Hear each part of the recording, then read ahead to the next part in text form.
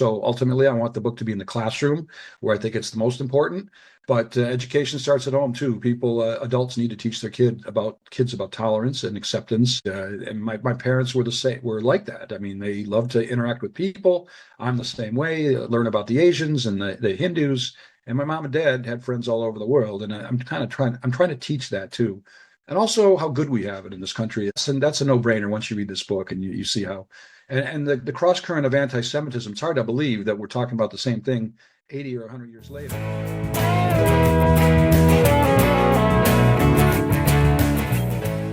I'm Kandas Rodarte, and you, groovy human, are listening to Gratitude Geek. Today I'm joined by Dr. Robert J. Wolfe, author of Not a Real Enemy, the true story of a Hungarian Jewish man's fight for freedom. We are going to be talking about miracles, y'all. But first, a promo from our friends at HoneyBook. HoneyBook is a client relationship platform that helps independents manage clients and projects with ease and confidence. With easy-to-use tools that create elevated client experiences, HoneyBook makes running your business and getting paid on time simpler. I use HoneyBook to manage the workflow of this podcast, and I absolutely love it. Check out the show notes for a special offer for Gratitude Geek listeners. All right, welcome, Rob. Thank you very much for having me. I appreciate it. I'm grateful that you have me on as a guest. I can't wait to hear your story. So what would you like the listeners to know about you? Well, I'm a University of Michigan medical school alum and proud of it. I was born in Detroit. My parents were from Hungary. They were both Hungarian, but they were both first generation American or second, however, they're first generation refugees. They came over in 56 and arrived in 1957 and ended up in Boston, where my dad did his OBGYN residency. He had to redo it while he learned English, and they ended up moving to Detroit because that's where the jobs were. Even there were job shortages in the Boston area back then. He trained at the Beth Israel, which is a miracle because it's a Harvard affiliate, and I couldn't get into the Beth Israel in any specialty. But fast forward a little bit, born and raised in suburbia near Detroit. I was one of three Jewish kids in my high school. My high school was about 40% African American. No signs of anti-Semitism back then growing up. There was some picking on each other, especially if you're a little kid, seventh grade, ninth grade. There was a lot of trash talking, of course, on the basketball court, the football field, but we left it all on the field. That's what we were. We were kids. So a pretty good childhood. We had a few rough neighborhoods, but got through all that. Went to Tufts for undergrad. Very fortunate to get in there. It's a good school near Boston, Michigan Medical, fortunately. And then I did an internship here in the Boston area, Boston University affiliate. Did my radiology residency at Brown. And then I did a neuroradiology fellowship at Yale, and they wanted me to stay on and do a neurointerventional fellowship. But my indentured servantry time was enough. It was 30 years before I even, not including moonlighting and all the jobs I had in the summers, but finally I needed to make a living. And I've been doing radiology for 35 years. So no regrets. I'm close to retirement, I think. I'm doing very part-time, and I've been doing part-time for quite a while now. I actually retired for a year, and this part of the story of the book is that I got pulled out of retirement to help a friend out of Michigan with a job that I'm still doing now, reading part-time ultrasound and X-ray, and that brought me to my dad's book. I would love to hear the story about how you went from being a radiologist to being an author.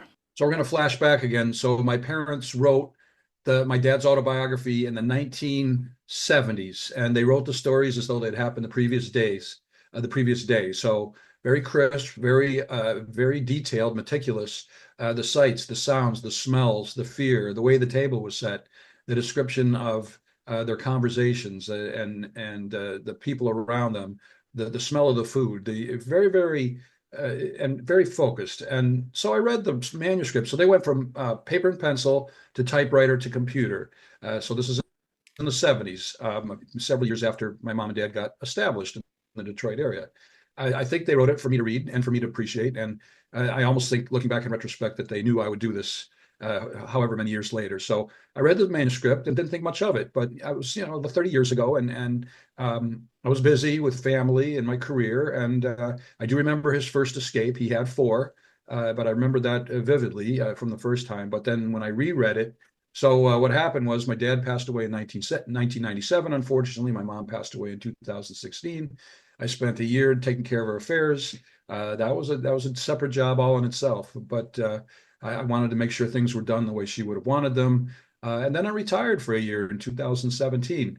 2018, my friend, one of my better friends from Michigan, who I had worked with for 7, 9 years, and never burn your bridges. It's a great lesson with him, for example, because he called me and said, "Look, we're short a radiologist. Can you work a few days a week and help us out?"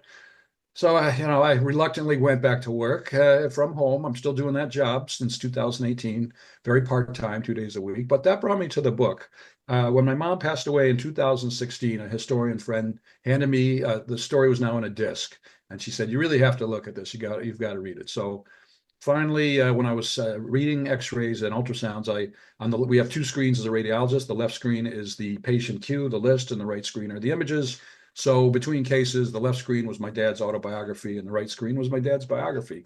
And I literally did almost word for word, just with English corrections and things like that. Did my research and turn it from first person to third person. So now it's probably 2019 by now. Tried to query agents and publishers, kind of failed with that, close to self-publishing, but and 20 edits later, or how many ever it was, copy edits. It's a very difficult process producing a book. But yeah, so I had a beta reader named Lisa Tenner, who's also an author. She's from Rhode Island, very nice. And she gave me her opinion. She liked the book, but she said, I've got somebody for you that might turn this book into something a little more special. So that was Janice Harper, my co-author. And if it weren't for her, we wouldn't be here. And the book wouldn't have the status and the production that it's experiencing now. And we still have a long way to go. So she took the ball and ran with it for about a year and change, and turned the book into something really special, a novel with parallel stories, converging stories, things in and out of order, the conversations, letters to and from home, but all based on everything that my dad said. So we had to make up a few names here and there and that kind of thing, but she really turned it into a special and into a special book. And then we queried. She helped me vet out who we wanted to query, and she helped me with my proposal package too. Outstanding, an A plus work. And just we vetted just a very small handful of people, and we were down to Amsterdam Publishers was the last one, and otherwise we were going to self-publish. So bottom of the ninth, shoestring catch, we picked up Amsterdam Publishers, and that's all they do is Holocaust related. But all the books she does, and they're all excellent, has different twists and turns, different countries. Some are about food, some are about music, some are about escape artists, some are refugees who came to the U.S. and fought or as a spy or as a soldier. So everybody's got their own little thing. Mine is little known Hungary.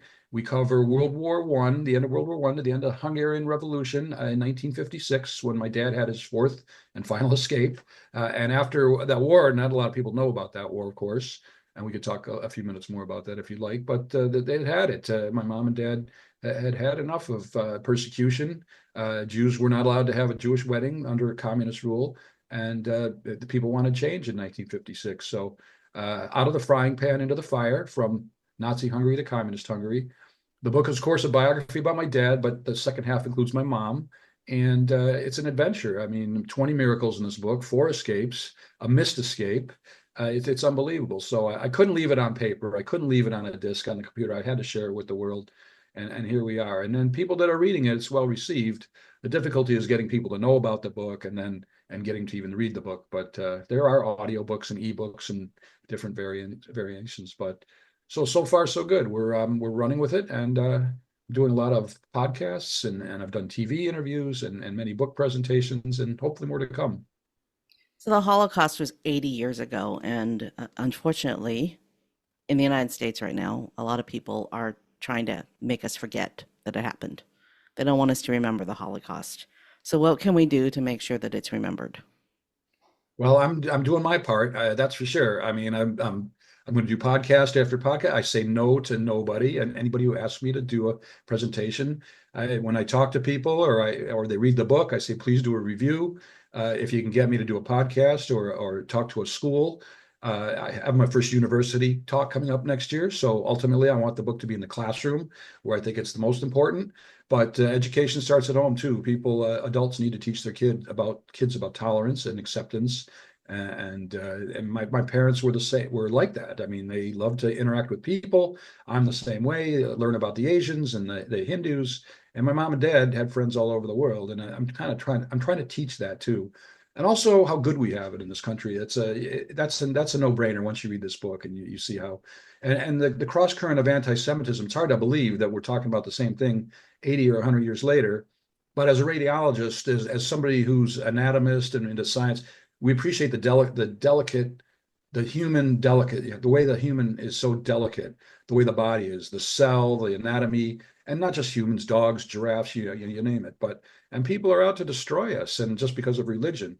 And people don't realize that, okay, if you like Hitler, for example, and it's always one guy who ruins it for everybody, Hitler, Pol Pot, Saddam Hussein, Osama bin Laden. If you liked him and you're let's say LGBTQ, or if you're Muslim and you think he was a hero because he killed Jews, well, you guys were next. So, and even Christians. I mean, they were so against religion. They were so into this, the demagogue, the the one leader, the oligarchy, or whatever it is, the dictatorship, that it was hard to relinquish that power, and people were afraid to fight it. So people need to realize that it could be going on now. It's going on in Canada. It's going on in Europe, parts of the United States. It's very disconcerting.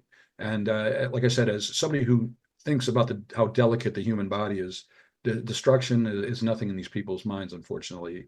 And people have found different ways to torture each other, to kill each other, to persecute, and that's another sad thing that has evolved too. And it's not just it's country by country and culture by culture, but it's so sad what people do to each other.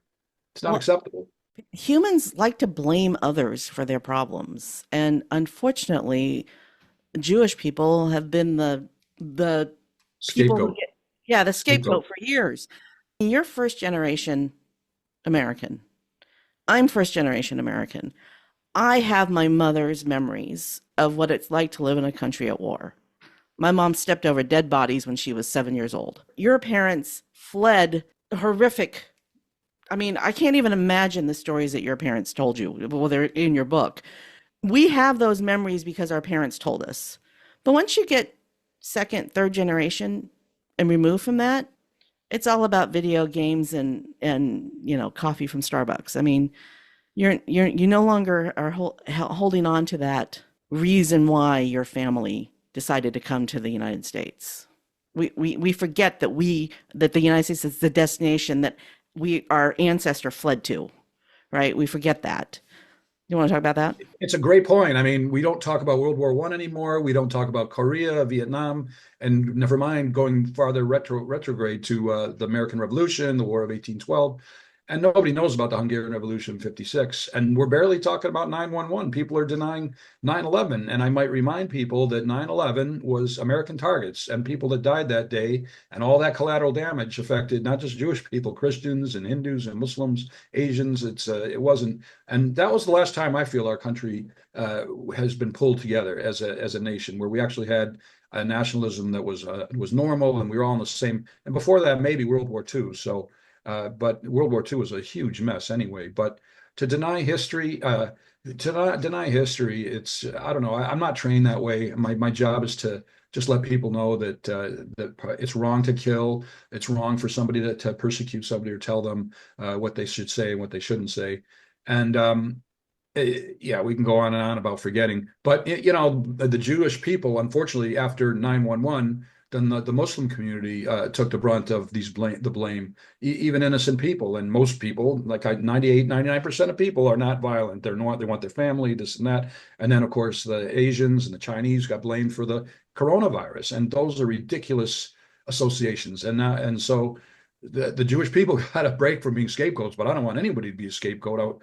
And what you said brings up that important word, accountability. Mhm. Either blame yourself for, not blame yourself, but look at your own actions. And if you don't like what you do, and change it. Part two of that is when you talk about video games, and we talk about Netflix and Hulu, and people that want to go out and play golf or go to the gym, or whatever else it is. It's tough to compete against that kind of entertainment. And I want to say the entertainment dollar, but it's not the entertainment dollar. It's the entertainment time. It's the time spent that you have in a given day and the age. So it's hard to get people to read books And not everybody's going to read books about the Holocaust. Not everybody's going to read books about history and war. They don't want to. They want to deny it themselves. So, and I'm not trying to shove it down anybody's throat, but I'm trying to help share the word that what happened then was wrong. What's going on now is wrong, and cut the crap. Let's give it up. I mean, let's try to work together and do something that's more productive. Well, the world is leaning more towards totalitarianism again. I mean, Viktor Orban, I mean, you could argue that it's just as bad as it was, right? So, anyway, Well, I'm what was not there, and I don't, I'm not a politician. So, but they do call him Putin's puppet. I think he would do a land for people deal in a heartbeat, which is kind of in our book as well about the Polish people earlier in the war, which was really sad.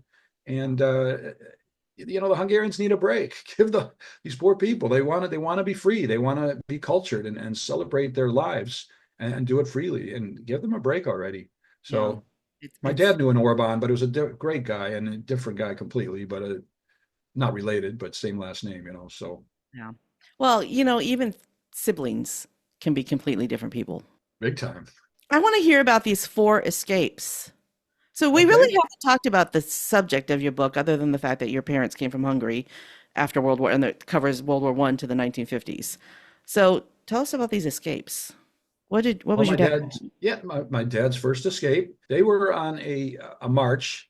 He'd been in forced labor camp for a while now. They went off in October 1943 and were well into 1940, 1944, and the war was kind of approaching the end for Hungary. What little news they got that was circulating around. They didn't know if, as Jews, whether they'd be safer in Austria or Hungary, depending on who won the war. They didn't, and so my dad and his friend Frank were on this march. They were going from point A to point B. It was somewhere near the Austrian border, and they decided they thought this could be a death march. And death marches were not uncommon in Europe and Ukraine and Russia. And we talk about death marches in the Far East during World War II, but not really a lot in Hungary. They existed. So my dad, and they're in the middle of nowhere, in the middle of the mountains. And one day they decided they only had like a 3-day window to try to do this. And one day they decided this was the day. We're going to wait till dusk and we're going to take off. And they did. And it's very vivid the way we describe it and very scary. And a third guy escaped with him too. And he got caught. Well, my dad and his friend Frank, they were trying to go their separate ways. And there's a miracle with that too. But the fact that they got away with dogs and the wintry thicket, hiding in bushes and shrubs and trees for hours at a time in the dark. And once once the guards left with the dogs and the prisoner that they got, they finally felt it safe to try to find their way. So that brings me to the question: the light at the end of the tunnel. We always talk about this light at the end of the tunnel. Well, where was theirs? All right, you're free now. You got out of this forced labor camp. So you might go back to Budapest. You're going to have to walk there. No, you don't know when your next meal's coming from. You don't know where you're going to be sleeping. No jobs for you. You still got the yellow star was one thing, but they had to wear these yellow gold bands and these stupid hats that they had to wear. And so they escaped. They got away. And it's short of the details. Um, that kind of sums that up. But you put yourself in my dad's place when you read about this escape. And then the other one's the same thing. Number two was they were in front of Nazi headquarters in Hungary. They were double crossed. They were corralled in what they called the dog pound and rearrested. And they had no idea they could have been killed and shot right away. Who knows? But I guess they recirculated these guys and they wanted to use them again in a different place or whatever. And they escaped. They escaped out of these headquarters, and it's a great story. I will say that cigarettes helped save their life. And then, so now finally the war's over. My dad took During World War II, cigarettes were the commodity. I mean, no doubt, yeah. And Vietnam, even who knows? Well, Vietnam probably the heavier stuff too. But horrible. Any kind of war, I can't imagine. I mean, you see all these movies about Vietnam. You talk to people that do want to talk about it, which a lot of people don't because they have PTSD. My parents kept educated. His third escape, he was a medical student. He tired of communist Hungary, kind of just walked away, made it to Austria, argued with an armed Russian soldier, and he changed his mind. He was worried about fear of reprisal. He was worried, fear of reprisal. He could lose his medical career if caught, and he turned around and went back. And then he was on call. He was a medical student at the time, not yet a doctor, but he was on call the next night. It was a Saturday night, and nobody even knew he was gone. So And then finally, with my mom, and this was a harrowing escape as well. In 1956, after the Hungarian Revolution, they were both frontliners. Dad was OBGYN, and he had to double down as a trauma surgeon. Mom was a med student, so she ran the blood bank. 2 week, 2.5 week war that not a lot of people know about, but 3,000 people killed, plus or minus, many, many refugees, and many injuries. And so my dad was working 24/7. And after all the dust settled, and it was now late 1956, then my mom and dad said, "We've had enough. There's enough persecution. They love being in medicine. My mom was 13 months away from graduating medical school, but she never finished, and they got the hell out, and very fortunate. 20 miracles in the book too. So, but that's the four escapes. And a teaser, my dad missed an escape. He went to the wrong train station, and everybody who made that train got arrested, including his medical school roommate. The luck on this guy, right? I mean, so the luck of the Jewish, the luck of the Irish. I prefer to think of it as the hand of God, and then many other miracles. How he got into medical school, how he found out about what happened to his parents, on and on. The places he hid and got away with, the people that cooperated and helped him. He could have been double crossed many, many times, and throughout the book, there's statements of anti-Semitism. Even the people that helped them escape out of the country were anti-Semitic statements left and right.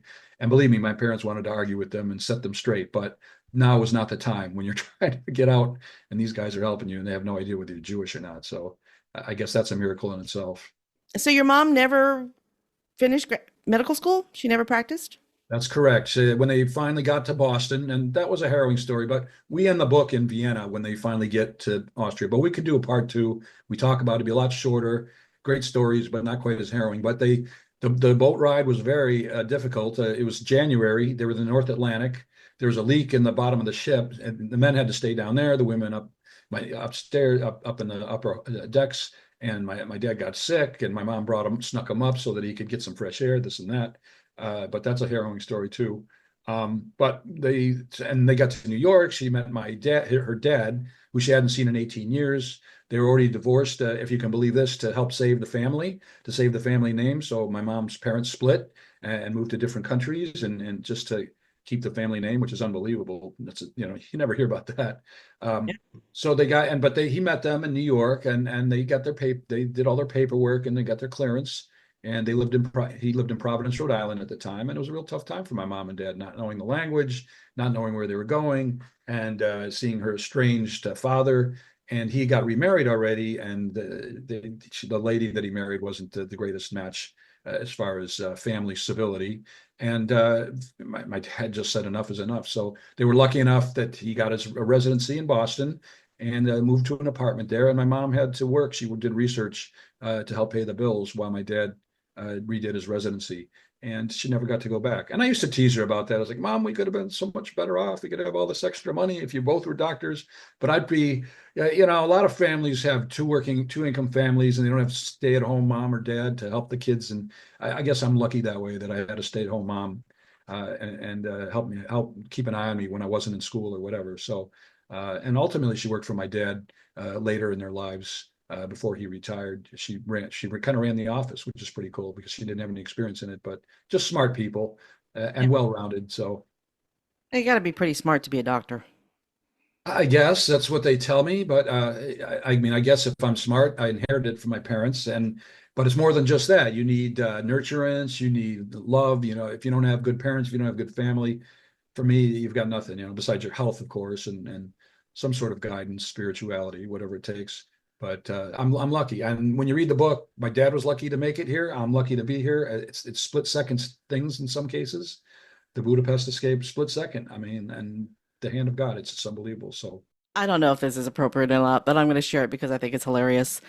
So I am an 11-year cancer survivor. I have metastatic breast cancer. I've been living with it for 11 years. And the oncologist who saved my life was a Jewish refugee from Uzbekistan.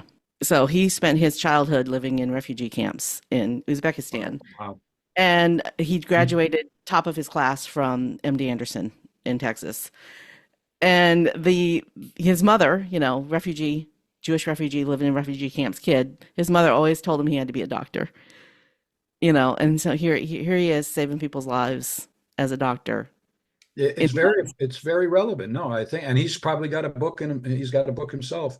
And I'm so sorry to hear that news, but I'm glad that you're so far out, and I hope it stays that way. Similar to that, my dad, the big punchline, or the other punchline is dad delivered 10,000 babies in the Detroit area. So same kind of thing. That's redemption indeed. I can't describe it. It doesn't bring back his parents who perished at Auschwitz, and he found out exactly what happened to them. But being able to do that to help people and bring all those lives into the world, very gratifying.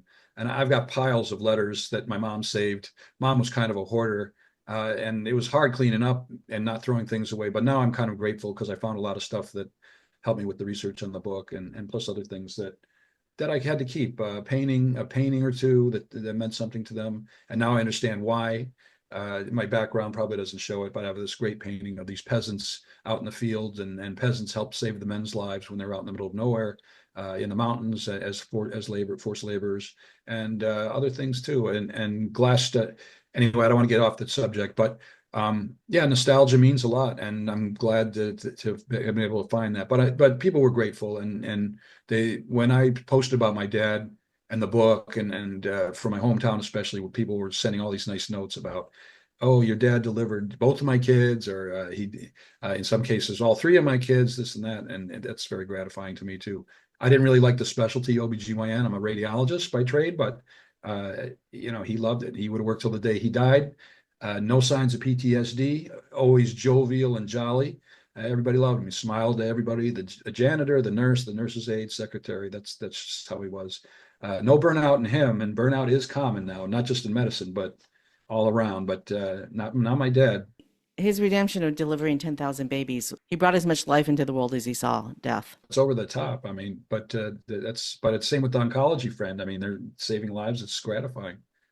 I mean, Oh, I was going to mention that the back to the faster than the speed of light with technology, the drug I'm on has been saving hundreds of thousands of lives for over 25 years. It's an amazing drug. It's extended the lives of lots of people. And it almost didn't go to market because the pharmaceutical company didn't want to fund it. And so the doctor got a grant from Revlon. And if Revlon hadn't given him the money, he wouldn't have finished the research. And all these people who are alive today because of this drug wouldn't be alive. that's It's amazing. Yeah. yeah. So my point with the peasants and with Revlon, there are good people who do good things in horrible times. And you just have to look for the helpers, just like Yeah, absolutely, absolutely. We don't give enough credit to the people, the chemists that design these medications, or the guy that designed the MRI or built an MRI. I mean, that we don't, and if it weren't for them, we wouldn't have all this imaging. We wouldn't have the great pharmaceuticals that we have. So no doubt about it. yeah, we Uh, don't even know the name of the guy who invented the MRI, I'd or have the to look I it up. don't. I'd have to Yeah, look it up. it's the machine that keeps you employed, and you don't even know the name. I mean, you're I right, know I wouldn't. but I I remember don't think. Rentgen was the X-ray guy, but that's like the 1890s, I want to say, but don't quote me on that. I haven't read. I used to read the history section in the Boston Globe and the New York Times every day. Not lately, unfortunately, but I should go back to it. But yeah, um, I truly believe that researchers would do the research anyway, regardless of how much they got paid. they would. They love it. I mean, and my dad used to say to me, "Don't," with his Hungarian accent, "don't do it for the money." He used to say that about medicine, and I didn't. It's an ideal plane. You got to be interested in what you're doing because it's a long haul, and it's a lot of well spent time, a lot of wasted time. It's hard, and so he was right about that. Do something that you love. And when you get burnouts, unfortunately, you don't love something anymore, and it's sad, but it happens. It even happened to me. I've been part time, I don't know, 18 years now or something, and lucky to have that kind of choice. So, Say it again. Don't do it for the money. Say it again. Robbie, don't do it for the money. And my mom would say, okay, since we're doing their accent, and I'm not the greatest, and I know very little Hungarian, my mom with the Jewish guilt would say to me, "You couldn't do this while we were still alive." And so, sorry, mom, but we did it. We got it done. Of course, talking about the book. So, uh, anyway, Mom, 10% of my author proceeds are being donated to the Holocaust Museum in Washington, D.C. I meant to say that earlier, but that was a good time to throw that in there because, I'm not doing it for the money here either. I'm doing it to educate, and I'd like to break even. I've spent a lot of time and money on this book, so It's going to be a long ways, but we'll see what happens. But in the meantime, author proceeds, 10% are going to the Holocaust Museum, and that's in my trust, my will. Hopefully, the kids and the grandkids keep that going. And if it ever takes off, they'll get the reward. And I hope they continue to educate. And they're all Christian too, by the way. They're all my step kids and step grandkids. Two of them have been to the Holocaust Museum already. Showed me they're holding the book. They told the staff about me. And imagine a few months later, I'm in there doing a book signing, and then they invited me for a second one. It's unbelievable. You get your book in the museum, and you get to do two book signings there. And I could do that every day, to tell you the truth. That is really educating people. 40, 50, 100 people a day. That's moving it. And it's not just my book. The libraries or the bookstores, filled with fantastic books and novels, and nobody can read them all. And so I get my 5 minutes of glory, and try to. And we talk about genocide. We talk about hate. We talk about education, and it's wonderful. When the youngest kid that bought a book was like 10 or 12, a 10-year-old reading my book. It's unbelievable. A few high school kids, and adult, a whole gamut. It's tough to pitch to. I hate that word too. It's tough to convince kids to read the book, but when their parents do, or a kid shows interest, it's very heartwarming. So there's two things I want to talk about. One is the experience that I had taking 10-year-olds to a Holocaust museum, and the other is my mom's story. So let's talk about the Holocaust Museum first. But don't let me forget to talk about my mom's story. All right, so 15 years ago, my Girl Scout troop is about 10 years old, and we do the Houston Free Museum Day. So we pile them all into the van. We had two vanfuls of girls, and we took them to the Modern Art Museum, the Natural History Museum. We took them to a whole bunch of museums. And we almost didn't go to the Holocaust Museum because they were 10, and I was, should we not, but we decided to go. And when we walked in, the director of the museum saw this group of 10-year-old girls and said, "Come with me." And she took us into a back room, and she sat the girls down, and she talked to them about her father who had been at, I can't remember which camp, but the reason why she wanted to do this museum was because to honor her father. And she talked to them on their level and gave them the information. And then after that conversation, she even did special, I mean, it's been 15 years, so I can't remember everything. And plus, 2 rounds of massive chemo. So I have lost a good portion of my memories. But, Understood. You're okay. Keep so going. I don't I'm remember, loving it. I don't remember exactly what she said to them. And then she took them on the tour of the museum. And on the walls, which I wasn't expecting, I mean, I knew I've always been interested in history. I've always been aware of history. And I knew that this had happened, but I wasn't prepared to see the photos. And they were 10. But then hanging on the walls are these pictures of these men without clothes who weigh 90 pounds, no hair. I mean, completely. I mean, Now, the fact that they were still alive was just phenomenal. I I don't mean, know how. I I don't know don't know how. how either. And the girls, they took their time and they looked at every picture after having, talked to the director of the museum. They looked at every picture. They took their time. None of them laughed at the naked bodies. They just absorbed what they saw. They read the placards on the displays.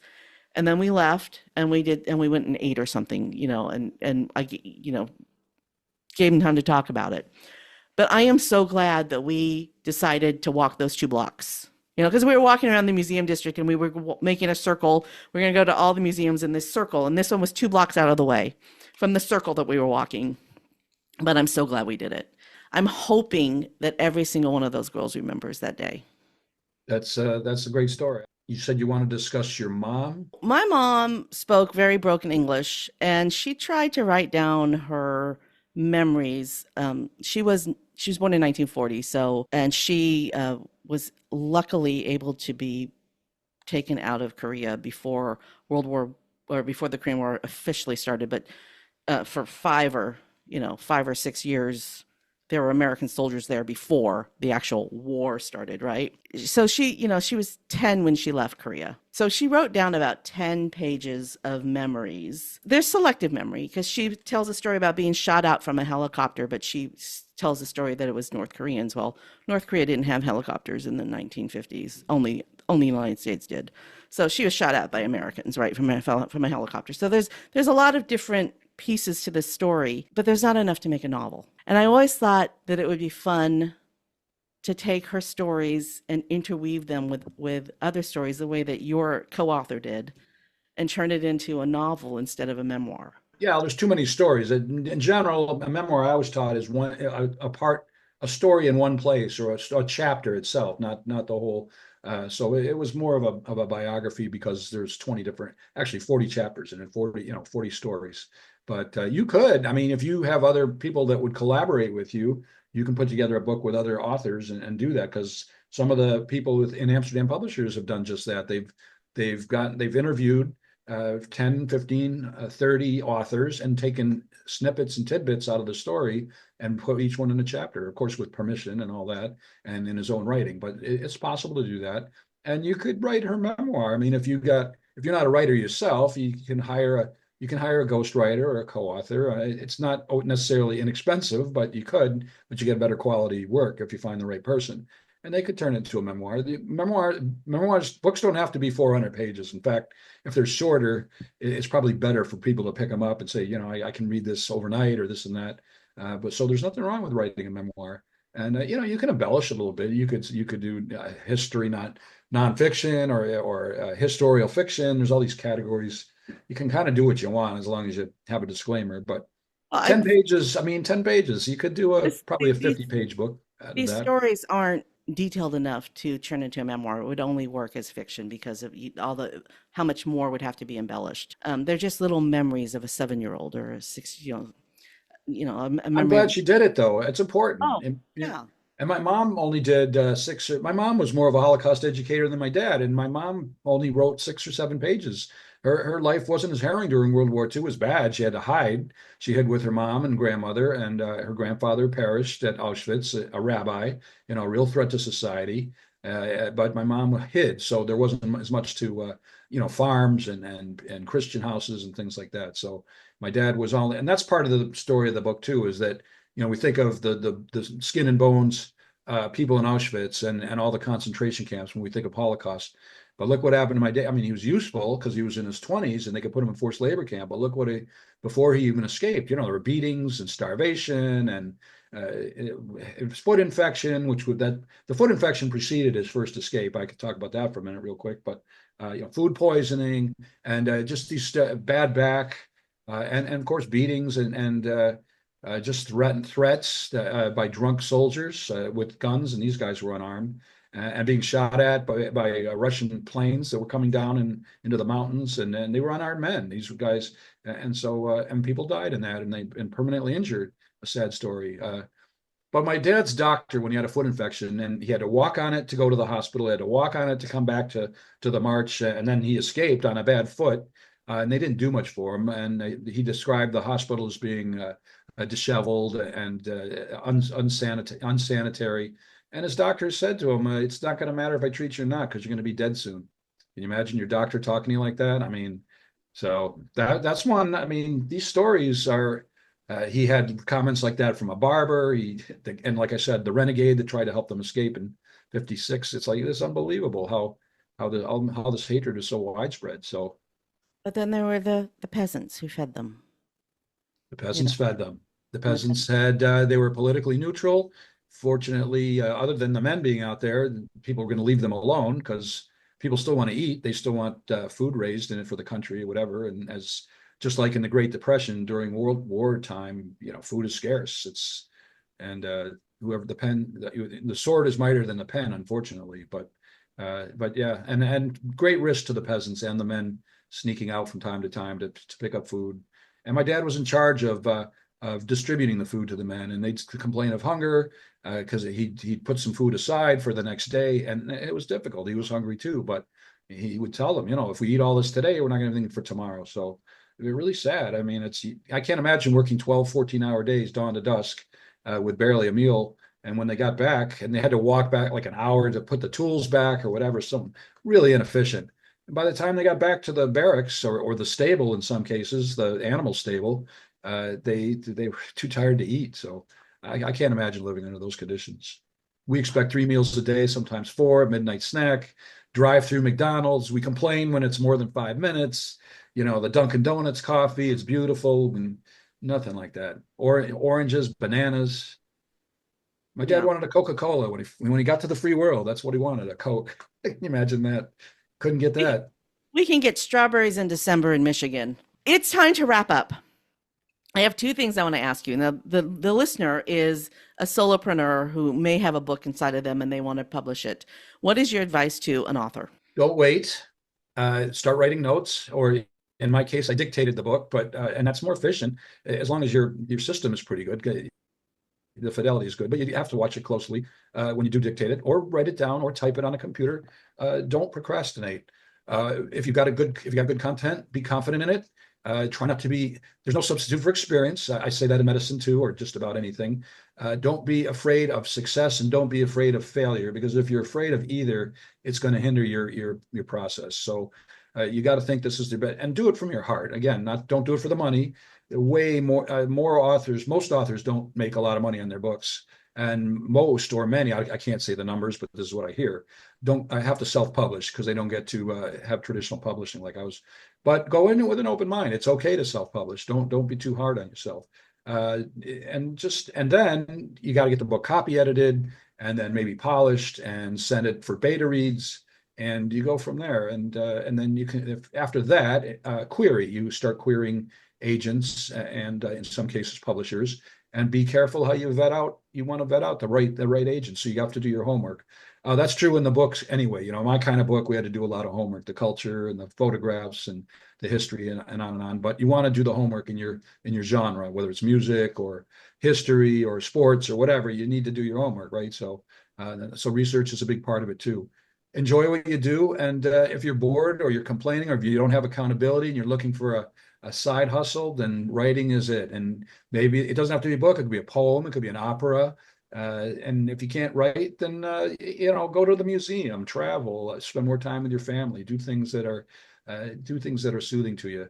Another thing about a book, you're going to get writer's block. Or in my case, when I read about my dad's parents perishing at Auschwitz, I had to walk away for like a week because I had to really absorb. These are the grandparents I never met, and I didn't really. You don't appreciate it when it's your own family. If you have to walk away from the book for whatever reason, take the month off, take the week off. That's okay. So, and hopefully you're successful. You just big smile on your face and market your book. You got to read up and learn how to market. And part of it's podcast, part of it's social media, all kinds of things. But book talks, book signings. You got to be aggressive. You can't just sit. You're not just going to write it down, turn it in, and collect royalties. That's not how it works. If you write it, they won't come. That's true. It's true. I mean, it's a competitive business, and I don't mean with other books, because it is. Oh boy, my book's in the Barnes and Noble. Oh boy, it's in 10 Barnes and Nobles. You walk in there, and there's thousands of books, and then they say nobody's going to buy my book unless I jump up and down. Pick me, Monty, pick me. Do it because you like it. Do it because you want to share a story. If whether 100 people read it or 10,000 people read it or more, somebody's going to read the story, and hopefully it touches lives. But don't do it for the money. Don't do it for the money. Go for the money. You know what? I was going to ask you if you could share one piece of advice for the audience, what would it be? But I think it's don't do it for the money. Yeah, no, and there's a lot of lessons and a lot of messages. Not a real enemy, the true story of a Hungarian Jewish man's fight for freedom. Lessons also include determination, integrity, hope, redemption, as we've talked about, many, many, many, many messages, and luck, belief, and I don't know, be appreciative of what we have. We have it pretty damn good in this country, in the free world. Let's not mess it up. Let's not screw it up. Love your family, love your neighbor, learn to be tolerant. Help me educate in the fight against hate. Can't do it by myself, but if somebody invites me to a podcast, reads the book, writes a good review, a lecture, talk, anything, that's over the top. That makes my day, and we need more of that. And hopefully that becomes more contagious. The love over the hate.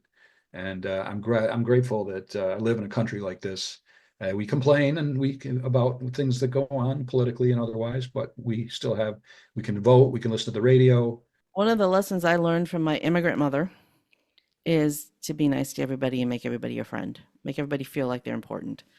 And I spent my entire life welcoming anybody into my circle who wanted to be in my circle, and it made my life richer. I have Great. friends. all Great. walks of life, all religions, all ethnic backgrounds, all religious backgrounds, and my life is richer for it. God bless you, and I hope it stays that way. Thank you. So, Robert J. Wolf, this is your moment of gratitude. For whom or what are you most grateful? I'm grateful for my family. I'm grateful for health when I have it. I'm grateful to live in a free country, and grateful to be a doctor and to have a home and a family. I can't, and I hope more people, more Americans, are grateful for what they have and should appreciate. Once they read the book, it's a change. It changes your mind. It makes you think more about how good things are here. Thanks for tuning in to Gratitude Geek, the podcast for grateful micropreneurs building genuine, lasting relationships with clients, colleagues, and community. Our theme music is track 14 by Rev Brock and Soul Lily. To connect with Dr. Wolf, head over to the show notes at gratitudegeek.com. This is episode 257. I've been your host, Kandas Rodarte. Stay groovy, my friends. Stay groovy, my friends.